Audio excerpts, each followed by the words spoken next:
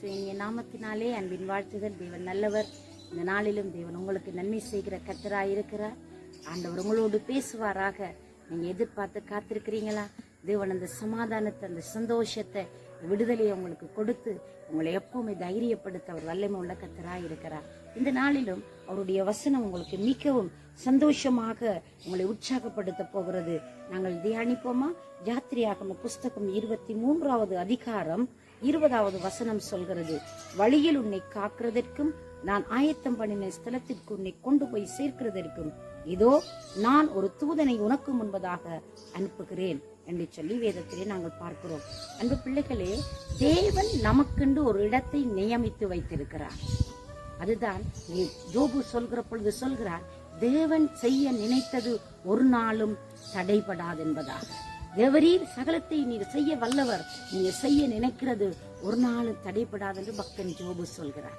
தேவன் நமக்கென்று ஆயத்தம் பண்ணி வைத்திருக்கிற ஆசீர்வாதங்கள் அநேகமாய் இருக்கிறது. இந்த ஆசீர்வாதத்தை யாரும் பறிக்கவோ தடுக்கவோ அதை கெடுக்கவோ நம்மிடத்தில் இருந்து பிரிக்கவோ ஒருவராலும் முடியாது என்பதுதான் அசைக்க முடியாத உண்மையாய் இருக்கிறது. சில சந்தர்ப்பத்திலே நாங்கள் கேட்கிறோம், ஆண்டவரே நீங்க வாக்கு பண்ணினது இது நிறைவேறுமாப்பா, இது நடக்குமா, இந்த காரியங்கள் கைகூடி வருமா என்று சொல்லி நாங்கள் யோசிக்கிறோம். நாங்கள் சில நேரத்திலே சிந்திக்கிறோம். நாங்கள் அவைகளை விசுவாசிக்காமல் போய்விடுகிறோம். ரொம்ப தப்புங்க. அன்பு பிள்ளையே, நீ ஆண்டவருடைய சமூகத்திலே இருக்கிறாய் என்றால் உன் தாய் உருவாக்கும் முன்னே, உன்னுடைய தாயே உருவாக்கும் முன் உன்னை குறித்து அவர் திட்டம் வைத்திருக்கிறார். உனக்கு பெயர் சூட்டப்படல, ஆனா உன்னை குறித்து தேவனுக்கு ஒரு தரிசனம் இருக்கிறது. உன்னுடைய வாழ்க்கையில அவர் வெளிப்பட வேண்டிய காரியங்கள் வைத்திருக்கிறார். உன்னை கொண்டு அவர் செய்யற காரியங்கள் பயங்கரமானவைகள், அவைகள் எல்லாம் ஆச்சரியமானவைகள். நினைச்சு கூட பார்க்காத அளவிற்கு தேவன் உங்கள் மூலமாய் வெளிப்படுத்த வேண்டும் என்பதற்காக தேவன் ஒரு தீர்மானத்தை அவர் வைத்திருக்கிறார். அவர் ஆயத்தம் பண்ணினதை அவர் செய்து முடிப்பார்.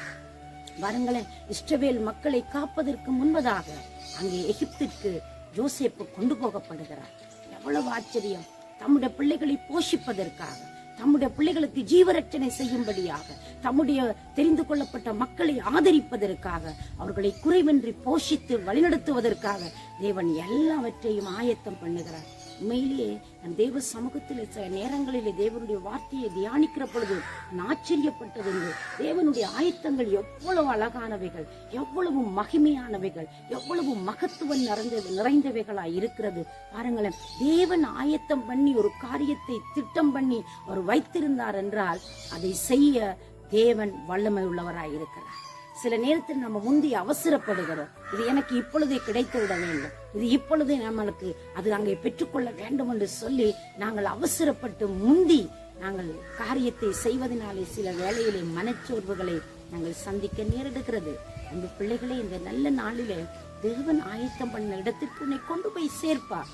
உடைய வாழ்க்கையில் ஒரு திட்டம் வைத்திருந்தார், உடைய வாழ்க்கையில் ஒரு உயர்வுக்கு நேராக தேவன் நடத்த வேண்டும் என்ற ஒரு தீர்மானம் வைத்திருந்தார். அவர் ஏற்ற காலத்தில் உங்களை கொண்டு போய் அங்கே அந்த இடத்திலே சேர்ப்பதற்கு அவர் வல்லமை உள்ள கர்த்தராய் இருக்கிறார். இதற்கு நீ குறுக்கு வழியை நாட வேண்டிய அவசியம் இல்லை, கையாள வேண்டிய தேவையும் இல்லை. தேவன் குறித்த நேரத்தை, காலத்தை குறித்ததை அவர் உனக்கென்று வைத்திருக்கிறதை யாரும் பறிக்க முடியாதுங்க, யாரும் கெடுக்க முடியாது, யாரும் தடுக்கவும் முடியாது. இதுதான் உண்மை. யோசேப்பை தேவன் பாருங்களேன், அந்த எகிப்தியலுக்கு அங்கே விட்டார். அந்த இடத்திலே சிறையிருப்பு வந்தது.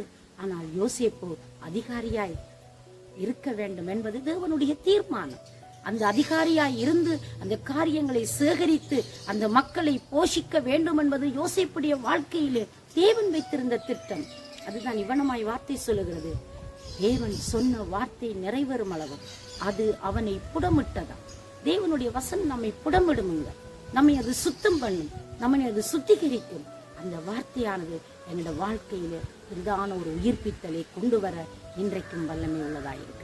யோசேப்பு யோசித்தார், சிறைச்சாலையில என்னை விடுவிக்க யார் இருக்கு, என்னை இந்த சிறைச்சாலையில மீட்டுக் கொள்ள யாரால முடியும் என்று யோசித்திருப்பார். ஆனா தேவன் அவரை விடலைங்க. அந்த சிறையில் இருந்து தேவன் கொண்டு வந்தார். யோசேப்பு எதிர்பார்த்த மனிதன் அவரை காப்பாற்றல, அந்த பான பாத்திரக்காரன் அவனை உயர்த்தல.